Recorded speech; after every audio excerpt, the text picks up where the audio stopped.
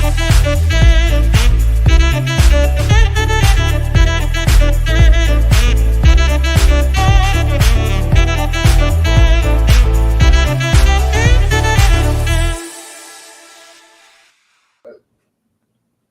Messi guy's pretty good, huh? Only in the first half he played. That first half was... there's been some pretty bad Inter Miami teams. That one has to rank pretty high up there. Yeah, when he came on, I was like, that has to be the worst group that Messi's ever played with in his entire life, including when he was 4 years old. It was, yeah. We'll get into it. But welcome to the Heron Heads podcast. My name is Julio, and I'm joined today by some friends and fellow Inter Miami fans, Dave and Jose. Chris is on his way back from the game, so hopefully he'll be joining us a little bit later. But for now, he's dealing with getting out of the parking lot and then driving home. So on behalf of the guys, we want to thank you for joining us for episode 65 here on the Heron Heads podcast, your first stop for all things Inter Miami. And for those of you watching on YouTube live, thanks for stopping by, and be sure to hit the like and subscribe buttons if you're enjoying the show. Huge shout out to our chief Heron Heads, Matias, Chow, Abu Ava, and Marivi. Thank you so much for your continued generous support. And if you'd like to support us on Patreon or check out our merch store, you'll find a link for both of those in the description wherever you are listening. And now that that's all out of the way, let's talk about Inter Miami 2 versus Colorado Rapids 2. Messi's return to action after a little over 3 weeks. And it featured a very mixed up starting lineup.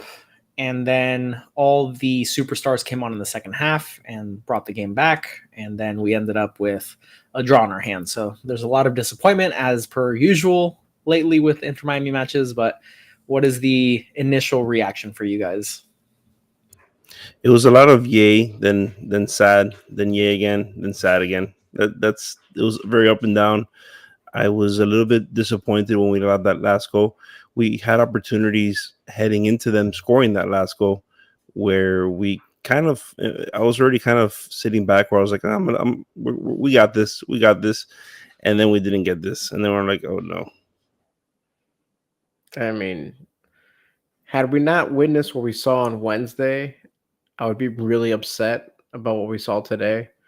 But having a match of way more importance slip through our fingers when we feel like we could have won it, having a disappointing draw when we had a starting group out there that didn't really look like we cared much about the result of this match, at the end of the day, it doesn't hurt as much, but it's the same song and dance of playing maybe better than expectations and then just either coming away with another loss or a tie. This club needs to find a way to come out of these matches with 3 points because it's the same thing over and over and over. Yeah, we're happy we're getting 1 point when we started a mishmash of backup players. But we got Messi in there, and trust me, the comments let me know last match that I can't ever disrespect Messi's name. So when he does find his way on the pitch, 2 quick goals as a result, one off of his foot, the other one was a hockey assist. He was the second pass from the goal. So he does affect matches, but yeah, you have him in there. You expect to win. Again, like I said in our opening statements, has to be the worst group he's ever played with. So we do have that as a kind of like an explainer of why we didn't win this one, and we didn't have Luis Suarez. But yeah, I mean, blowing the match at the end there, it stinks. But whatever. We got the point, and now we can turn our focus to what really matters, probably. He was man of the match, David. Even just so you know, Messi. Messi? Oh, surprise! I'm not surprised. Pretty good. He's pretty good. So let's talk about. Let's start from the beginning, as per. The starting 11 was announced, and like we've been saying, it was a hodgepodge of whoever was available to us, basically, without starting any of the superstars that we've had. So we had Leo Afonso at left wing in place of Robert Taylor, who's out injured. We had Campana in, replacing Suarez. Suarez was on the bench, but did not feature in this match. We had Schneider Borgelin at right wing. The midfield featured Sunderland, Gressel, and Toto Aviles with his first start in midfield. And then the back line featured Negri at left back, who I thought had a really nice match. And then Noah Allen at center back for the first time in a back four that I can remember, alongside Sailor. And at right back was David Ruiz. And then between the sticks was Drake Callender, which I can't wait to hear Jose's breakdown of his match. But I mean, that lineup is wild. Leo Alfonso is super young. I am not impressed at all with his game. He did score the second goal. It was a tidy finish, but 7.9 match rating. For all intents and purposes, it was a tap-in. Yeah, not super impressed with him. Like I said, he's young. I haven't seen a lot of him, but in the short spurts that I've seen from him the past week, not overly impressed compared to some of the other youngsters that we have on the team. Noah Allen at center back did okay.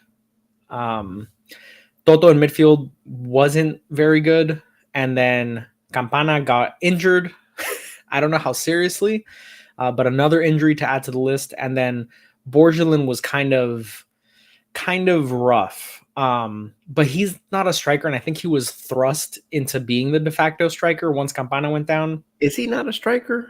I think he's a winger by trade. I'm pretty sure Alex was upset that he was playing as a wide center forward, and when the game started, she said that he's more of a 9 than he is a wide player. So then when Campana went down, I'm like, oh, perfect. He should be a striker. He's too big to not be a striker. Gonna be honest with you. I would think so, but I think he's just a raw player. Yeah, very, that could very, be very raw. And you can see it. I mean, he has the ability to sort of try to outpace someone, but there were a couple of breaks that completely bogged down because he was the one on the ball, sort of leading the charge. And those were some of the missed opportunities that seem to be becoming more consistent with this team, which is a problem. But the starting lineup was rough, and we knew we were going to have to hold on and basically make it until the second half. We knew Messi was going to play in some capacity, really dependent on how the game flow was going. And then towards the end of the first half, Ryan Sailor does a really silly slide tackle in the penalty box. I think it was Cabral who went down, who David Ruiz had been doing a really nice job on up to that point. But he goes down, ref calls it almost immediately, straight to the spot. No real review was needed for it. And then the penalty was taken. Drake guessed the right.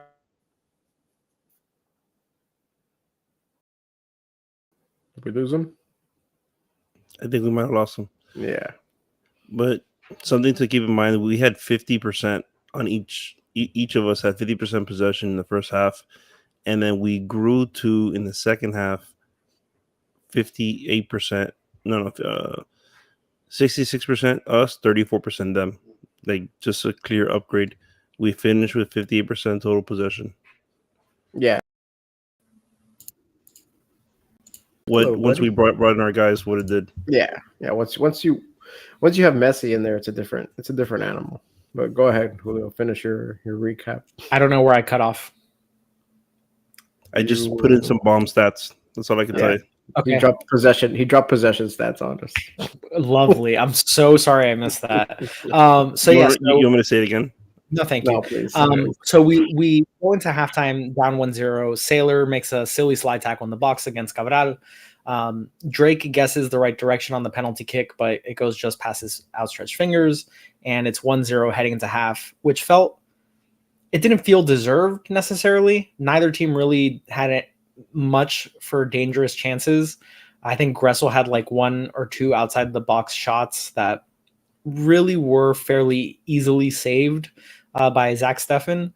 And then Colorado really didn't generate much to be scared by. The most scared I was of Colorado up to that point were them just getting a corner. But the corners themselves didn't really lead to much. Our team actually defended them fairly well.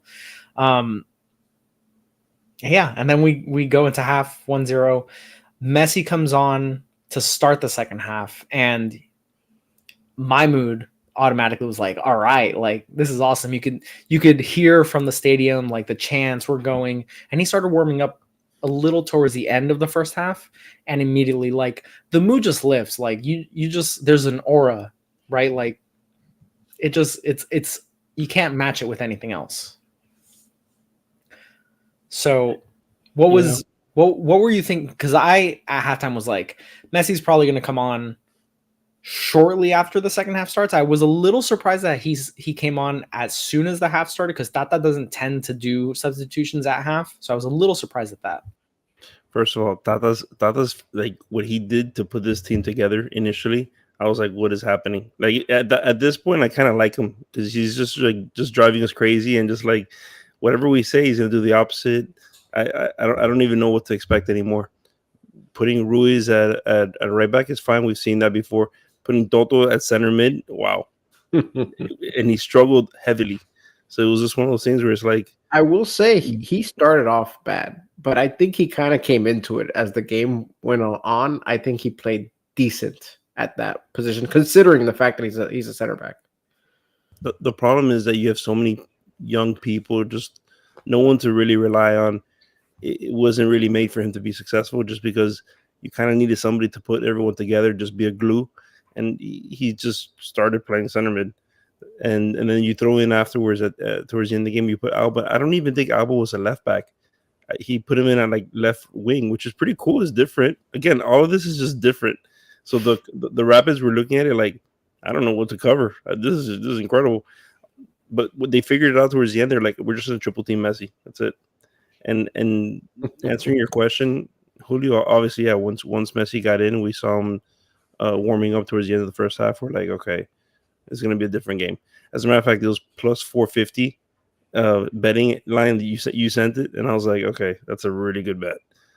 Just because that's what you expect. You expect greatness, and we saw it. Unfortunately, we took our foot off the gas, and they got a few counters.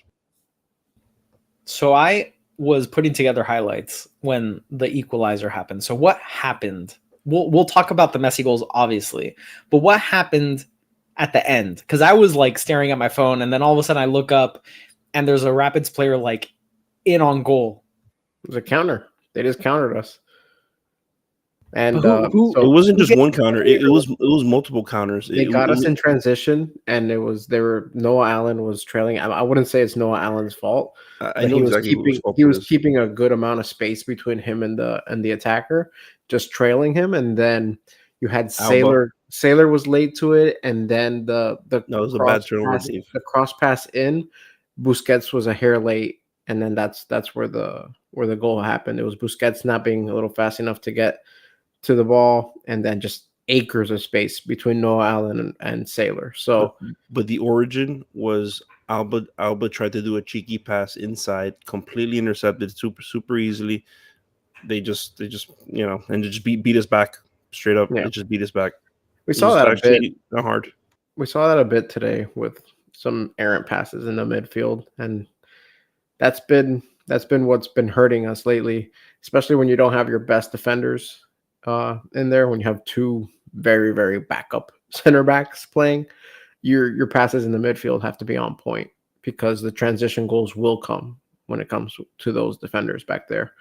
I will say they performed admirably today, considering how much. But again, this is how much credit can you give them for performing the way they did against this squad. This Colorado squad isn't known for being prolific in the attack. I think they were saying that's been their issue for a couple of years now, trying to figure out what they can do. I think their 9 hasn't scored a goal yet for their team, so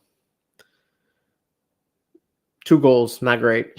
They could have, and I could be confusing two of them. I know there's one that was a Busi and Messi, Busi and Alba, like a missed opportunity there, but there was also another one that they had 2 really good counters at the end that I was holding on to my butt cheeks. I was like, okay, I don't know, this should be a goal. This should be a goal.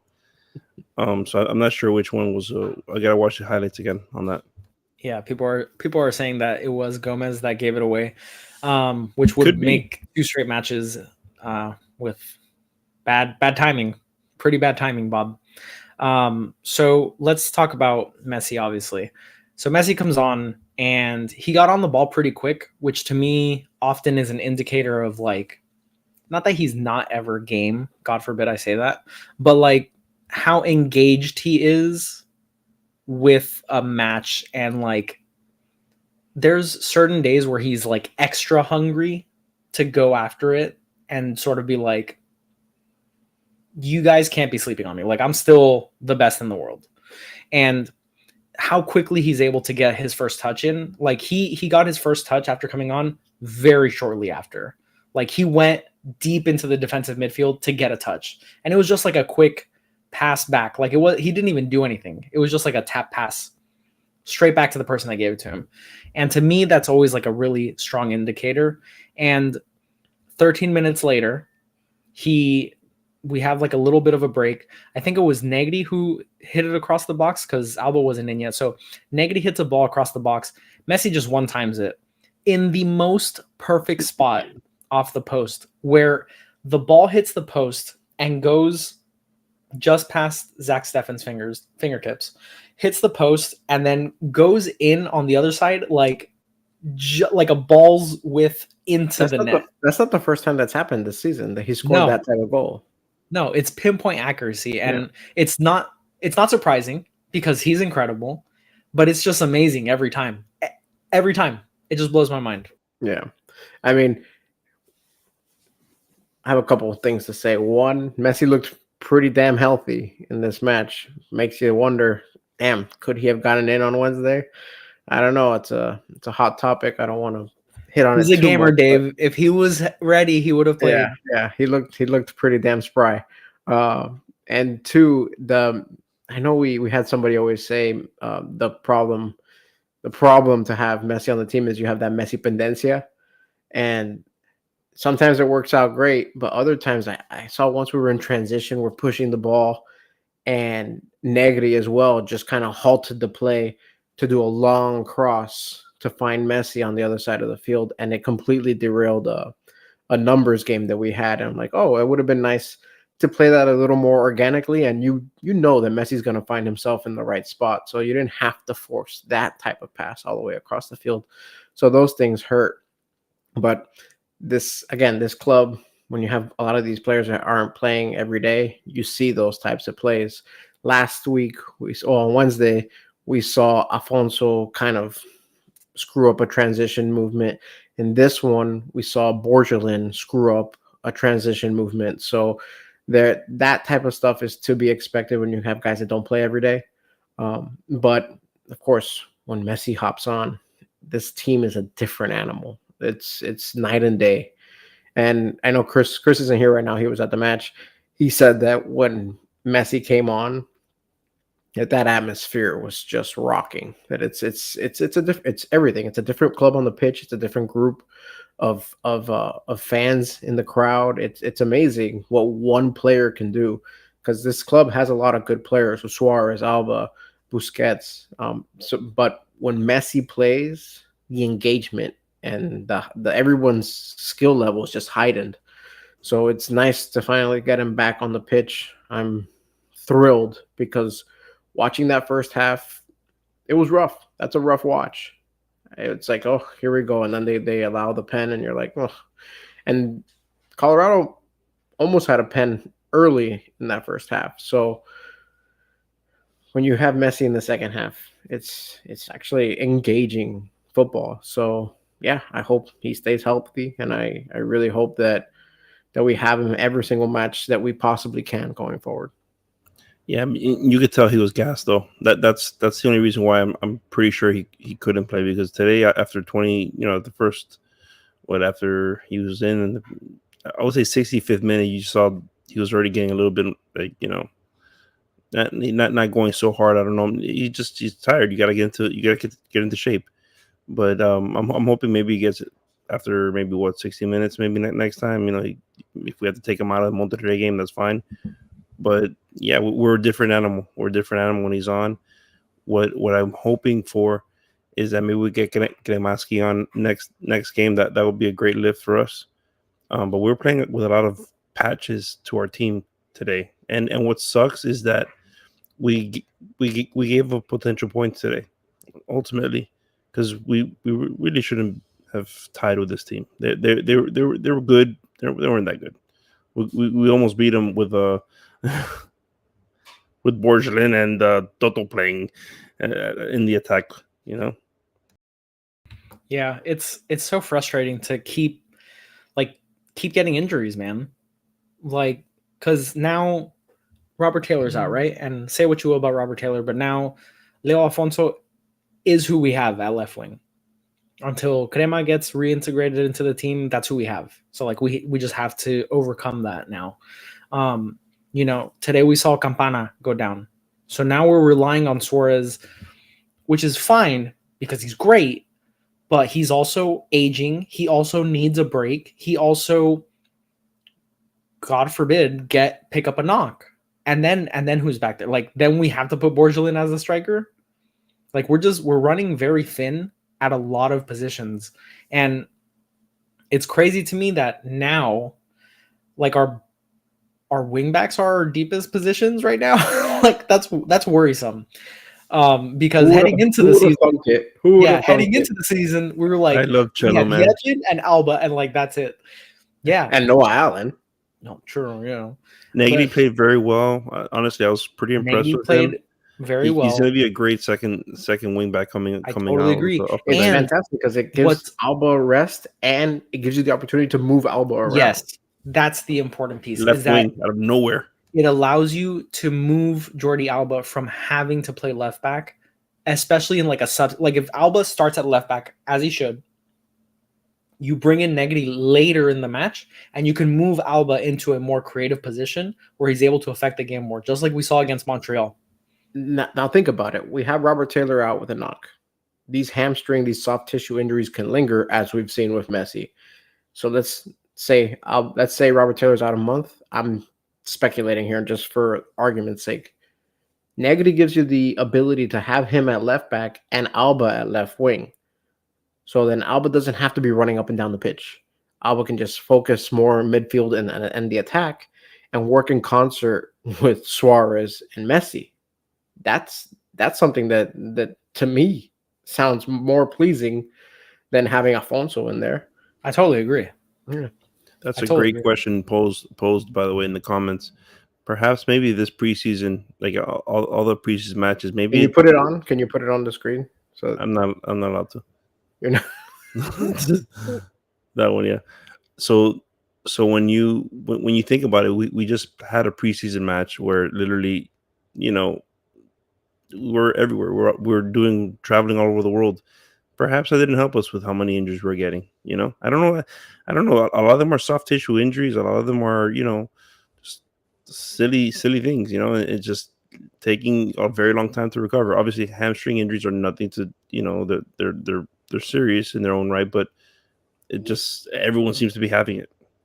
I mean, two of those injuries happened in the preseason. It was Cremaschi and Facundo Farias. Those two could have happened whether the preseason matches were all in Miami or if they're all over the world like they were. So that stinks. But preseason is not anything that's out of the norm for these clubs. The exhaustion of traveling right before the season, that's a problem. That's what I'm referring and we're seeing that a little bit, but I don't know. I mean, that's a self-imposed wound. I mean, nobody forced Inter Miami to do this preseason tour. It wasn't the MLS that scheduled it. It was the club. So, I mean, we have plenty of things to be upset about the club, but I feel like we're beyond being upset about the preseason. The preseason got its heat, and now we're last week, in the last show, we were talking about how perhaps why are so many people hurt? We're kind of at this point, you got to kind of question why are so many people hurt? Like what's going on? Is it our training staff? And you got to question it, right? I mean, it's kind of weird. And we've only played in those grass pitches. Remember when we first got Messi that everybody was saying, "Oh, will he even play on turf pitches and things like that?" I'm of the belief that some of it is to blame with this medical staff. Some of it is just unlucky. Like injuries happen when you're playing sports at the highest level. Injuries happen. Some guys tend to be more prone to injuries than others, and sometimes people who never get any injuries get a freak accident injury. So it's sometimes it's just bad luck, and it's hard to really try to get to the bottom of what's going on now. If it's across the board like we're seeing it now, maybe it is a medical staff issue, because I know it's not an issue with the pitch, because they treat the grass pitch in Miami very, very well. Yeah. I think I'm with Jose. It does bring up questions just because of the consistency of it.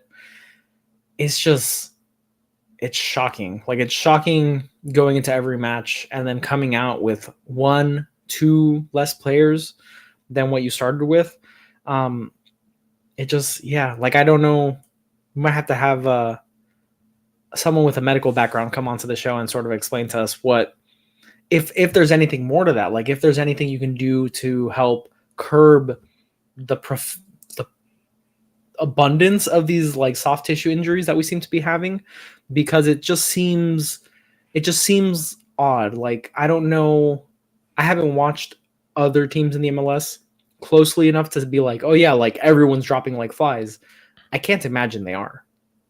So it's concerning, and it's concerning because like we want to compete in all the competitions that we're in, obviously, and we're in the midst of the CONCACAF Champions Cup, which is really like the marquee competition for us right now.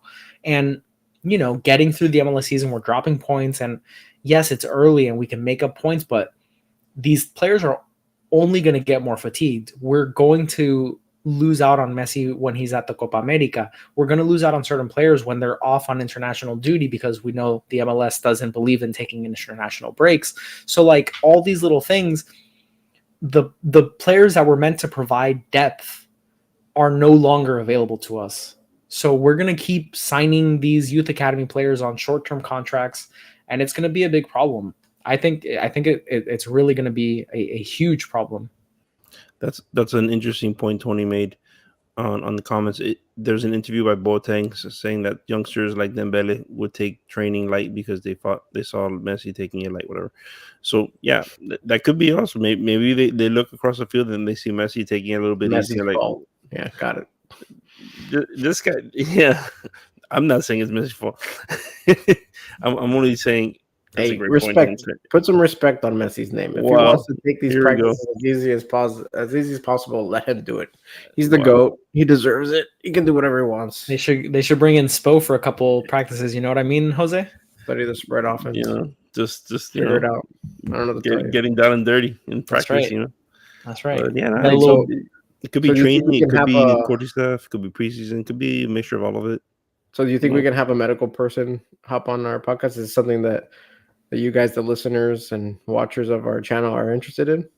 Yeah, leave a comment if you think that would be something of interest, because we could potentially make that happen. Mm-hmm. But let's talk about good things not named Messi that happened this game.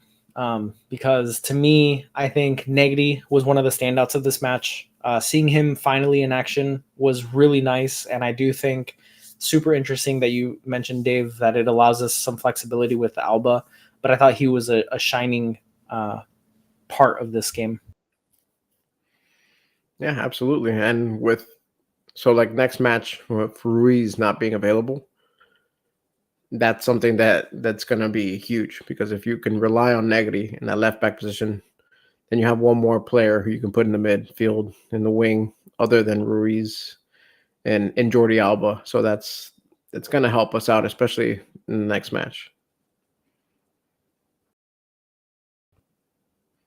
Yeah, and one thing that that I don't know if we've touched on enough, but the Cello. First of all, I'm really liking the way he's playing. You put Negri also as the other back, and now we have a secondary back. You talk first of all, David Ruiz. I thought had a great bounce back game from how terrible he had the last game. I really felt like he kind of has some very nice, just great tackles on the ball, and that flipped the the field on for us. Yeah, we had some good players. Sailor really didn't step up. He took the David Ruiz baton. I mean, there was good besides Messi just going in there and flipping the game on a dime. You know, it was something to watch. It was something that we were like, yeah, there he is, there he is. How did you feel about Calendar? Because I thought he also, I thought he did well enough. I think a penalty is a crapshoot. Like, it is what it is. He made a really nice save on a The outstretched very save, dangerous shot. Yeah, by Colorado. beautiful save. That one probably should have gone in on most goalies. It I think, reminded me kind of the game winner in Monterrey, or against Monterrey. yeah. The right now we're set at goalkeeper. I think we just our back line seems to be settling in. Honestly, I like where we're at there. I think this is the best back line we've had since we've had Messi. How we are right now. You put Toto there. I don't know if you put Christoph. I'd probably um, Eileen Freire. Freire. Yeah, maybe Yeah, Freire. Then Jordy and Cello. That's solid. That's solid. Once Redondo gets back by the end of what 2 months they said you're gonna have we'll see. Redondo. We'll see. That's Oh a knee yeah, injury. A knee injury is a knee injury. So we'll see. Everybody kind of heals differently with that. yeah. You put in this guy in there, right? Redondo. You put in Busi, and then you put in I don't know right now. I'm kind of mad at David Ruiz. So Gomez. Gomez, that's fine. Wait, what? Who are you mad at? He's mad at David Ruiz. Yeah, you're Oh. not. Today he made up. Yes, Wednesday I was He pissed can off. never make up enough. I was super mad about Wednesday, but you know what? We turn a new leaf. He's still a big part of this club. He's one of the better young players that we have.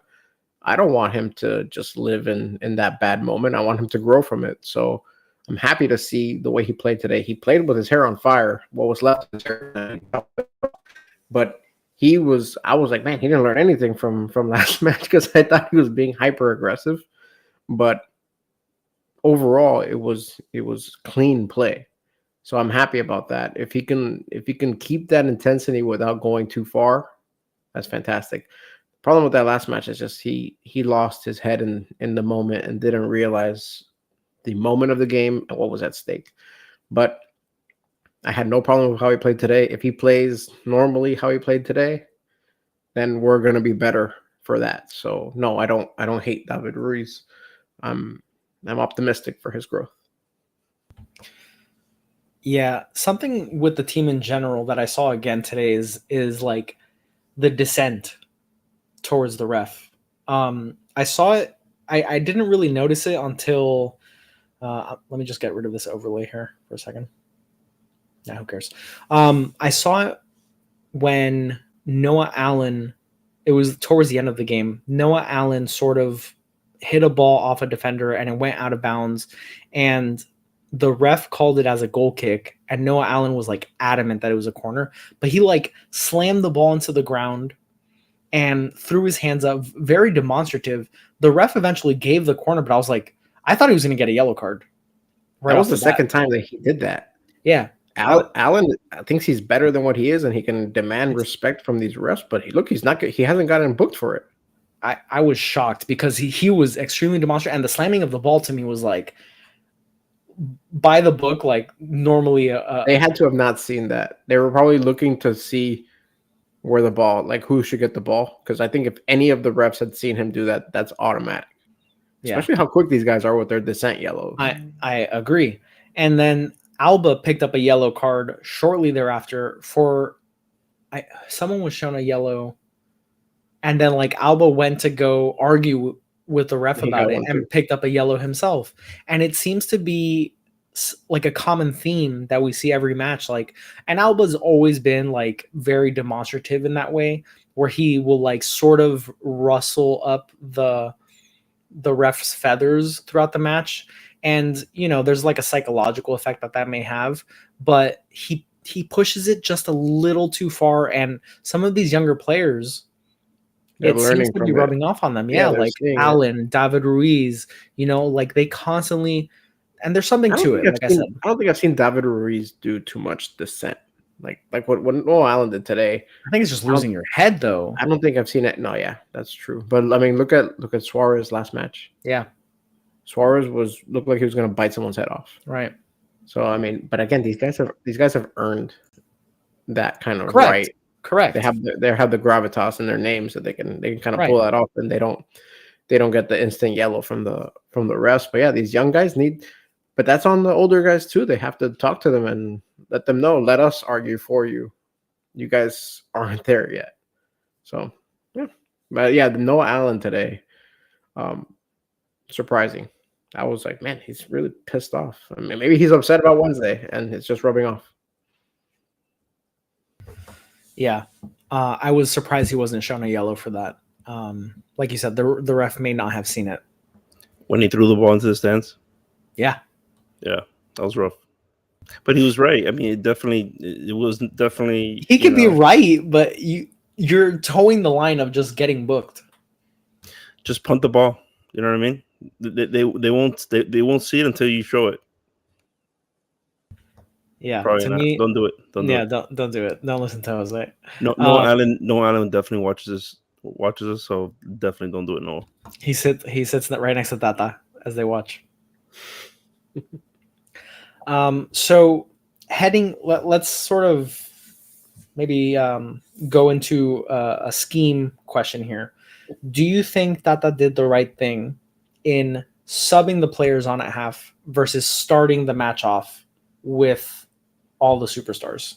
Yeah, that's a great question. I feel like had they just started, like let's say he never intended to start Suarez today, fine.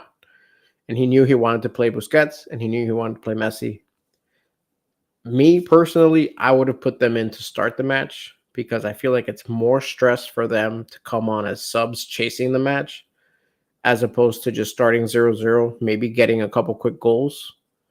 And then you take them out and you can kind of put in your defensive substitutions to kind of park the bus. I feel like it's easier to play with an advantage than it is having to chase the game, especially when the subs you have aren't great at scoring. So I feel like it would have been probably a better scheme overall to kind of put your best foot forward, play them up to the half, take them off, and then put in your subs and be like, hey, we're up. Let's play that way, kind of go into a low block. I understand that we don't have the best defenders out there, but it's easier again to play up to 0 than having your best guys go on down 0-1. I feel like it would be more pressure for those guys coming in behind. But they came away with the lead and then they still drop points with all the good players, so it doesn't matter. Yeah, but yeah. I'm happy to have witnessed what I saw. Honestly, ultimately, in the beginning of the second half, it was magic, and it was Messi with a bunch of just guys. That's basically what it was. He was just playing. He was like, just give me the ball and get out of my way.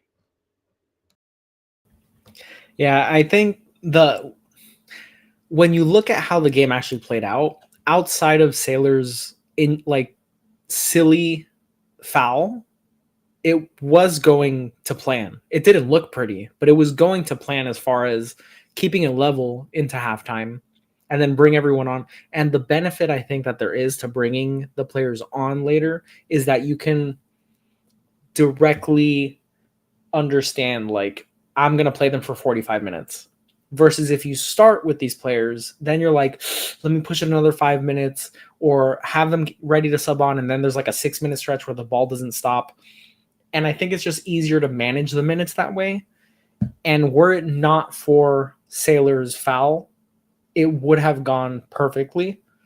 I would have loved to see them from the get, because after seeing what they did in just a matter of like 15 minutes, obviously revisionist, I'm like, wow, this would have been 17-0 and we would have been done at halftime. That's right. I believe it. But I think there was a good enough plan in place where it almost worked. Also, had they all started, I wouldn't have made the noise that I made when I saw that initial lineup card. Like it was just my wife was scared. She thought some random girl was in this house. I was just I don't know what I saw. Yeah, it was just my weird shriek. It was awful. I hope to never make that noise again. Don't ask me to do it, Jose. It's not happening. Do it. Join our OnlyFans for that content. Wow. It's on the Discord. It's on the Discord. I was so close to asking you for the Discord link, Jose, to put it in the YouTube description, but then I said, nah, I don't know what to tell you. Good thing you didn't ask. I don't know it. Jose trying to figure out the Discord, just sending direct messages to Chris. Man, am I doing it right? And Chris like, no. I had no idea. I just kept DMing messaging me. things on Discord. I had no idea. I was changing the rules. Great job, Jose. You're doing wonderful. I wanted to mention, by the way, Aria. He had mentioned something about. Man, it was a great comment. I lost it. Keep talking. Oh my goodness, you're killing me now. Once Messi subbed on, everyone's attributes went up 20 plus overall. Yeah, That's the one. well, that's the effect. That's the effect when you have LeBron. Norris Cole looks great. I don't know about great, but he looks better. He looks okay. What I was looking at was I was kind of hating Alfonso up until that point. I was like, this guy blows. I don't understand why he's here. And then, up until he scored the goal, I was like, this guy sucks. Get him off the pitch. But then this guy just happened to be in the right spot at the right time with that cross. Something has to be said for that. Something has to be said for that because Campana, as much as we've liked Campana, doesn't seem to find himself in the right spot at the right time, or when he does, he doesn't do the right thing. So it is, and look at Robert Taylor. A lot of these guys that we've had in there consistently haven't been in the right spot at the right time, or when they haven't been able to just tap it in. So to just say, "Oh, it was a tap in," is kind of overstating the fact that hey, he was able to do something that for some reason we haven't been able to do outside of our big players. It was a low cross right through the teeth of the defense. Beautiful pass. Pass. It could have been scored by like 3 people. I feel Borgelin had the first whiff on it, and then it landed on Alfonso's like perfectly strutting. If he didn't make it, I would have been really like, well, why? But there was somebody else that I think he took it away from that he's actually like stepped in front of. So I was like, this is gonna be a goal. Doesn't matter who touches this. Messi just his gravity just also detracts the pressure that other players get, because if 3 people are focusing on Messi, that means everyone else is either one-on-one or wide open. Like we saw so many times a quick switch of play and someone was wide open on the opposite side in the box, like swinging in a hard cross. And I think that's Messi's greatness is not only his individual brilliance, it's he opens up everyone else to be able to have more freedom to do what they're meant to do. And that's why we like Robert Taylor. Robert Taylor has his best games when Messi's on the pitch because he's opposite of Messi. So while there's 5 people covering Messi, Robert Taylor's open and he can get a free shot off from the top of the box. Like it frees up so much congestion that otherwise is just sitting spread across. And it's all then focused around Messi. And to me, that's inherently why everyone else just plays better, because Messi's playing against 2, 3, 4 people at a time, beating them regardless. But then once he beats them, everyone else is open. Yes. Fantastic. I'm trying to. The chat is overwhelmingly agreeing with Julio with the best option is what Tata did in this one, and have your big guys come in at the second half. Everybody agrees, and makes total sense. I kind of agree too, but yeah, that looks like that's the best. Tata did a good thing. Good job, Tata. Well, we were all kind of suspecting that they weren't even going to play, so it's one of those things where we took we took a point out of nowhere. To be honest, it didn't even look like that was what the score was going to be in the first half, and so You're happy about that, right? We kind of saved something. It's similar to the Monterrey match. With how the game played out, you're disappointed with the result because in Monterrey we go up 1-0, we end up losing 2-1. And this one we end up going down 1-0, but then taking the lead 2-1, feeling like we were controlling. We end up drawing 2-2, and you're like, it's disappointing in the manner in which you get to the result. But knowing that the lineup that we strolled out with, we knew as of yesterday, Inter Miami tweeted out like he's back and Messi's going to play for sure. He's going to be at least on the bench. But we didn't know how long he was going to play, when he was going to play. And when we talked after Monterrey, we didn't know if he was going to play at all. So if you had told me on Wednesday, hey, we're going to finish 2-2 without knowing anything else, maybe I would have taken it. But understanding how the game played out, it changes it, just like it did against Monterrey. Imagine they had put that Messi's back thing and then not played Messi. Oh, my God. The firestorm. The outrage. Borgelin isn't scoring in a brothel. That you should put that on. Put that on the banner. Don't need to. You already said it. Yeah, right. You read it out loud. Also, I agree. Shoes mentioned a little bit while back. I didn't want to interrupt you guys. I usually do that, but I didn't want to do it this time. We don't have a lot of consistency at all. We're just constantly changing our team. It's not ideal. We're consistently inconsistent. It would be interesting to go back and see when the last time we went one set of games with the same lineup, because I don't think we've had many. One bright spot is, hey, even without our main guys in, like what's been Tata's go-to when you don't have the main guys in? Chaos. Five in the back. He didn't. He stayed 4-3, even though he had to put Toto in midfield because he couldn't just quite shake up having three center backs. He had to put three center backs, but he put him in midfield. And you know what? That, I think, is a sign of things to come, that he wants us to be in that mentality of 4-3-3. That's what he wants us doing moving forward. And I think that is something to be excited about. I think part of the problem is that there was no one else left to put in midfield other than Toto. So let it ride, see what happens. Bright was injured. Ruiz and Gomez. If they're going to put five in the back, Ruiz and Gomez. That? And then who do you put at right wing or right wing back? But you're also wanting these guys fresh. Yeah, so it's interesting, but I want to get to the question of Benja, and the question was posed: why didn't Benja get playing time?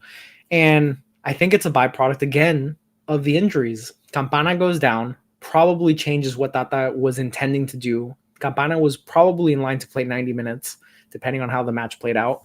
And that frees up having to sub on. Diego Gomez came on for him. I don't even know if Gomez was in the plans to play, realistically, like in a perfect world in Tata's mind. But I think Benja just simply didn't get on. I've been dying to see him get some game time. I thought he was going to get some game time against Monterrey. But I think it's just a byproduct of unforeseen circumstances that arose during the game. I think Campana getting injured, Afonso getting injured later, because when we did our third and fourth subs, I said, we have one left. It could be Suarez or it could be Benja. And we were still losing at that point. And I was like, I think it's got to be Suarez, because you have Borgelin out there on an island, not doing anything. And I'm sorry, but Benja's going to lose out on that one. But I think it's just a byproduct of how the match played out. We need Suarez for Wednesday. It's fresh. It's very fresh. Sure. Yeah. Whoa. Welcome, Chris. Hello. He was at a Panther game. Unbelievable. Yeah, I went to the Panthers game tonight. It was really nice, had a good time. All the way up in Boston. Yeah. It was at 3:30. He had plenty of time to come back. Yeah, I flew back, came, I was just a tad late, but we're good. Chris, tell us about your Chase Stadium experience. Chris went to the game, and he just arrived back. It It was actually so this is the first game I go to this season. It was actually better than last season. They changed a few things. They put like the gates are like one step out now. Before the gates were like right there after the fun fan zone thing, and now they're kind of outside, so they control that a little better. So that, I mean, that was good. It was smoother, which was nice. But yeah, man, that like I said in the chat a little while ago, that place was rocking when Messi came on. Before it was kind of like just everyone was subdued. We were in the supporter section, so obviously the supporters were doing their thing, the drums, the singing, the chanting. But yeah, the once Messi came on, I mean, that place erupted. The chants, the Messi chants, everyone doing the Messi bowing thing. It was just unreal. And then all of a sudden, boom, he scores, and then exploded. Everyone went freaking crazy. So that was, I mean, that just with the goal alone from Messi was more than I could have asked for. And then a few minutes later, we got the second goal that I think, like David mentioned earlier, was like the hockey assist. So he passed it to the guy who got the assist. But man, incredible what Messi does. You guys were talking about it all episode. I was listening to you guys on the way home, driving like a maniac trying to get here. But yeah, it's something that is just unreal. And it was funny. The guy behind me was saying it, like, we're so spoiled to see Messi just come on and do what he does and just score all of a sudden. I mean, not a lot of teams in the world could see that. As good of players that there are everywhere, even in the top 5 leagues, the Premier League, you have all these great players, but man, we're spoiled to have Messi just come on here and do that all of a sudden. So yeah, that was awesome, man. And then once they tied it up at the very end, and everyone kind of just like a bubble burst, you know, you just pop the bubble, everyone kind of just relaxed and just went off in the sunset, just calm, nothing crazy. But it was awesome, man. It was awesome. It was a good experience. Glad I was able to be there. Got some cool shots. If anyone follows us on Instagram, go check it out. If you don't, you're missing out. Go check out the reels. Yeah, hey, it was good. Glad I was able to make it to the last few minutes. I know you guys have been on for a while already. But What's our Instagram? What's the Instagram handle, Chris? At the Heron Heads. What's you can't get me with that. If we ask you what's the TikTok, what's your TikTok? What's your TikTok? Be like, the TikTok. I don't know. Chris, did you eat anything at the stadium? I just got a few beers, got a hot dog, some chips. My wife got chicken tenders. Nothing crazy. The food's like whatever. What was the beer of choice? But food's whatever. What was your beer of choice? I had first I started off with the first beer I saw, which was a Modelo, the giant cans that they have. And then later on, when I had more time to look around, I got a La Tropical, the IPA that they have, which is very good.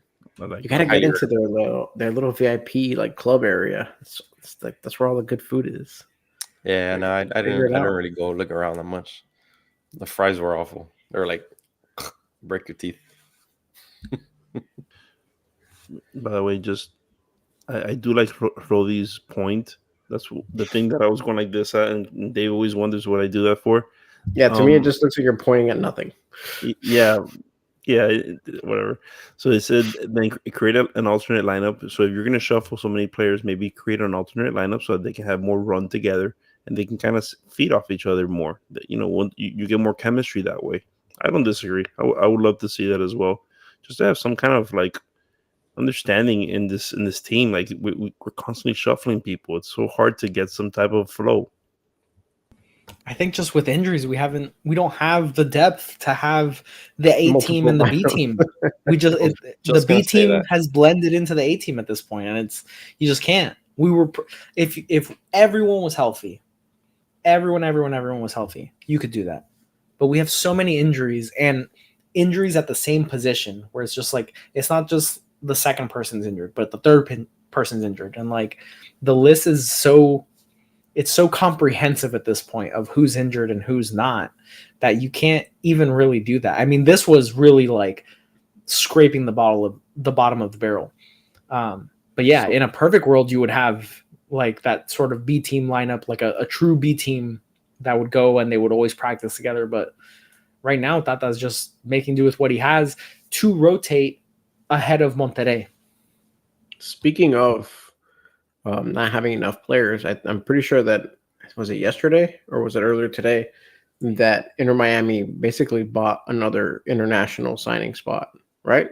I think Alex had It tweeted was that. today or yeah, it might Yeah, have they been yesterday.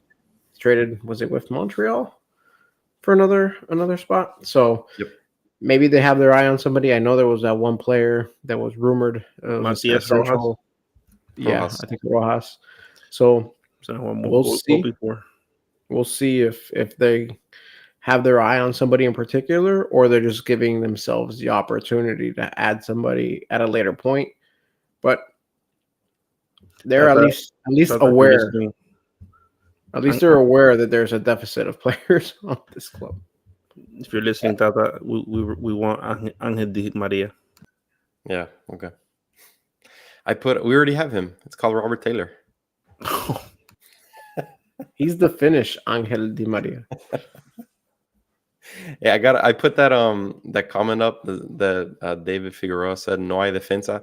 I'd have to completely disagree with that.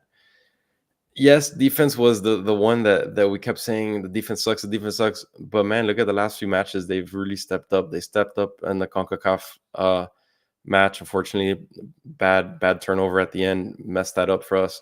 And then tonight they played good, even with subs in. And we had Noah Allen and Saylor playing at center back and Ruiz at right back who played pretty decently, especially defensively. So I'd have to disagree with no hay defensa, saying that there's no defense. Because our defense has actually stepped it up a lot. I have to say this. Defense has definitely stepped it up. I think the injuries is the thing that's really just biting us right now, biting us in the butts. We really technically, yes, the penalty was on our center back, but we allowed one goal tonight. The other one was a penalty that's a crapshoot at the end of the day. Yeah, it was on our center back. It was a sloppy Saylor. tackle. On our fourth center back. That's the other thing. Fourth center back at that. So our starting back four of Alba, Toto, Freire, and now Marcelo. That's as solid of a back four as I think we've ever seen with this club's history. So I think that we're decent, especially when we keep doing the 4-3-3. For the first time in the Messi era, we have a solid back four. And it's such a shame that we lost Redondo. Because imagine that back four and then Busquets and Redondo as the pivot.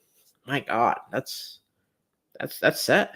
You're so solid there. So hopefully these guys can maintain their health and maintain their fitness to just sustain until Redondo comes back. Because then, well, on top of being super creative on the attack, we'll have a very, very solid defense.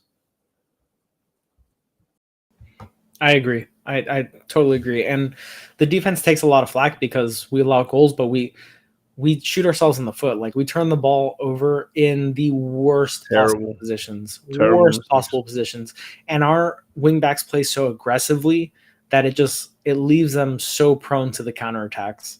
And Colorado, they may not be the best in attack, but they do have speed. And again, that's just like it's a recipe for disaster against our back line because of just how we play.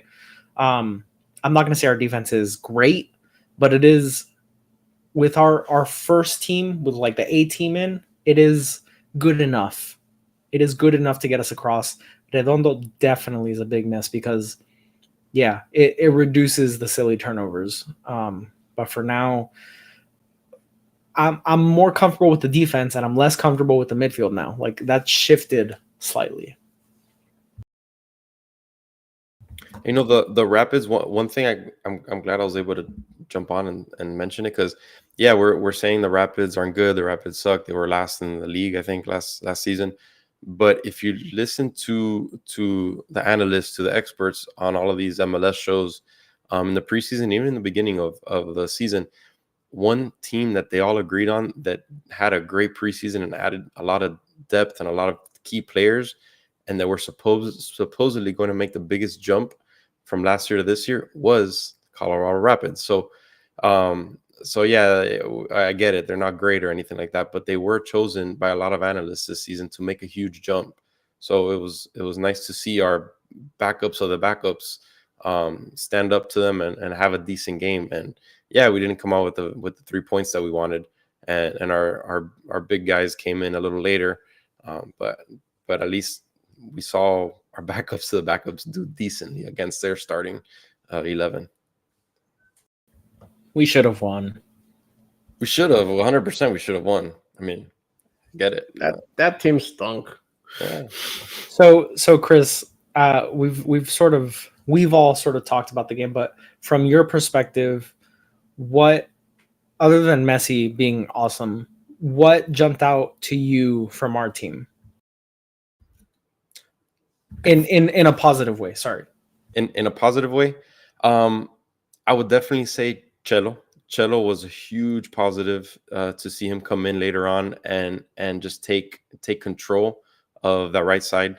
Ruiz had a good game. I'm not gonna not give him the credit. Ruiz had a good game, but Cello is different. Cello, he plays great defense, and then in the attack, he's always running it up, making these nice crosses in, finding the right players in the attack.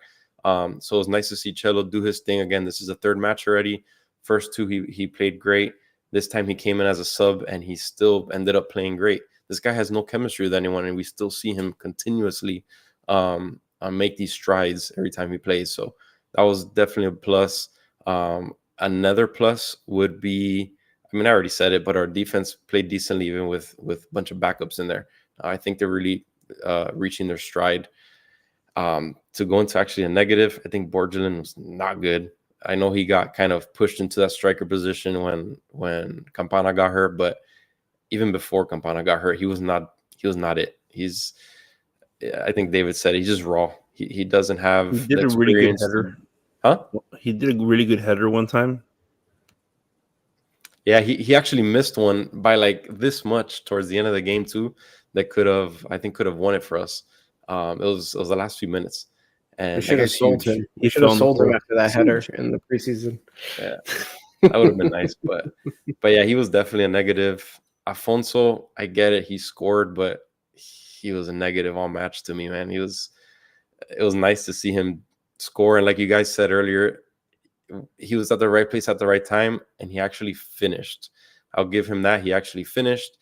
The theme of the last few matches was we had so many chances, and no one seems to put the freaking ball in the back of the net, and he did it. He finished it. So I'll give him the credit there, but he just looked bad all match. I mean, in the attack, and when he came just back towards the midfield to defend a little bit, he was just getting bullied. He didn't have it, but glad to see him finish, unlike some other players could do sometimes. But yeah, that's my thought on that. I also be remiss to not, if I didn't mention, I thought we were going to get bailed out at the very end. The very, very end, I thought they were going to call handball on the Rapids. There was no handball, but I thought they were going to call it. And not only that, the ball landed like Borgelin was on the floor, and he like had like a sideways swipe at it, and he missed. I thought we were going to just pull it out of our butts again and score at the death. And then I had to wait to see if they were going to call penalty or not. But I thought we were going to get bailed out. I mean, that was a script, you know, and the ref didn't read the script. It's because they've been on strike. He's still reviewing where we should be in the story. Catching up, yeah.